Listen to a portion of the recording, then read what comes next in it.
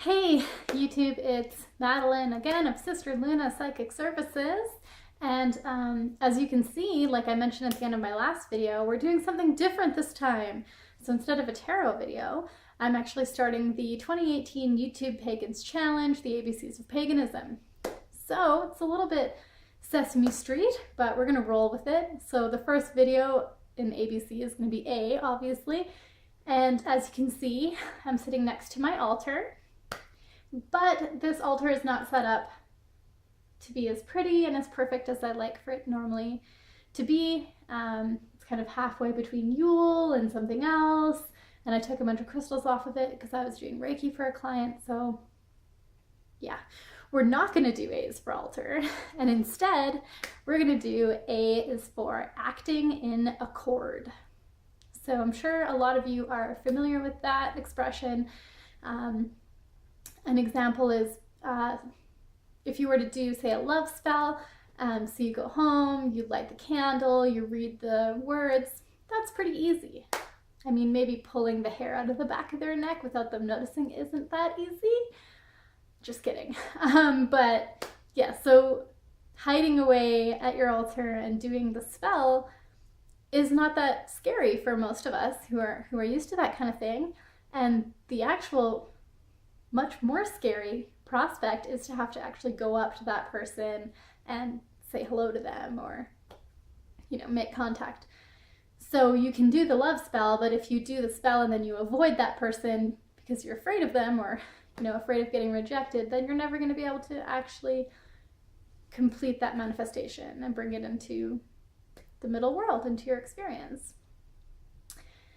So, for Yule, this is the way that I'm acting in accord right now. For Yule, I had the participants who came to my gathering create these balls, witch balls. So this is my brother's. He left it behind, so I can show you. And I wrote an incantation. I gave each person one, and I asked them to be mindful of the things that they were choosing to put into the ball and think about what they wanted to manifest while they were creating that, and then to read the incantation, and they hung it up. I didn't have enough balls for everyone, so I did mine inside of this beautiful vase.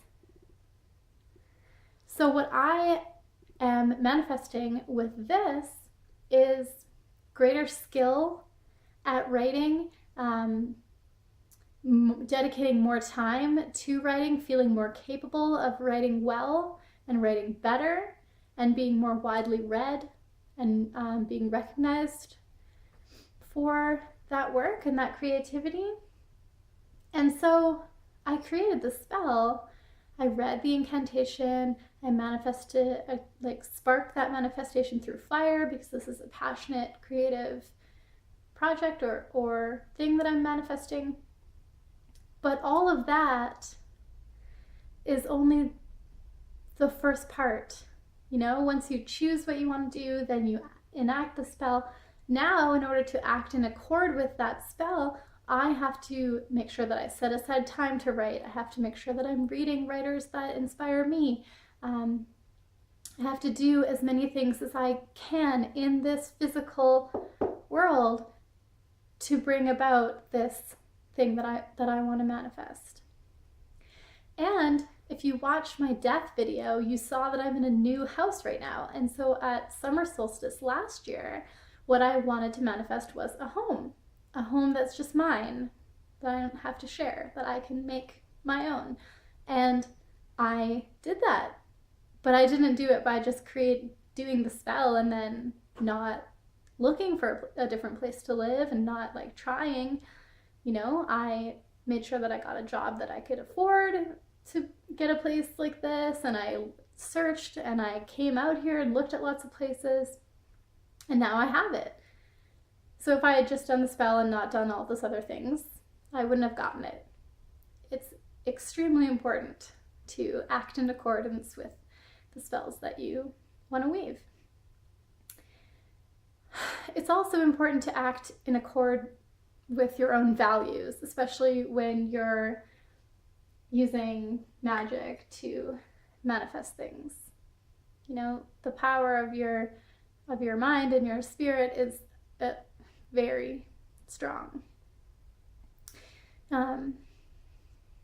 I have an unfortunate example. I won't name the witch in question, but I know someone who did a love spell on a man who was married to someone else, and she didn't have consideration for how this spell was going to affect, you know, his family or his life. She just wanted him to like her. And so the spell definitely caused something to happen. It was very powerful. This man got into a car accident and ended up in the hospital where that witch was working at the time. So she did see him there a lot for weeks while he was recovering from this accident. But that was certainly not how she had intended that to play out. And she wasn't ready to be accountable to that outcome. And I'm sure when she went into creating that spell, she didn't really have an awareness of what sort of thing could happen. And she maybe didn't word it in such a way as to make sure that it did harm to none, etc.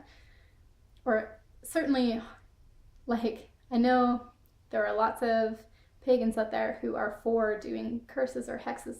I'm not personally, but if it's even worse, maybe. I don't know, they're both bad, but it's definitely not good to try to enact a spell on someone that you care for, sort of, and then have that end up hurting them. You know, so you need to have a lot of awareness of what it is that you're really bringing about. So, those are some A's of paganism. Altar, acting in accord, awareness. Thank you so much for watching this video. We're gonna see how it goes. Hopefully I can meet this challenge and do all the letters. I'm gonna try. The next video might be another one of these, or it might be another tarot video. I haven't decided yet, so I guess we'll just have to stay tuned and find out. Thank you again for watching, and I'll see you next time. Merry meet, merry part, merry meet again. Blessed be.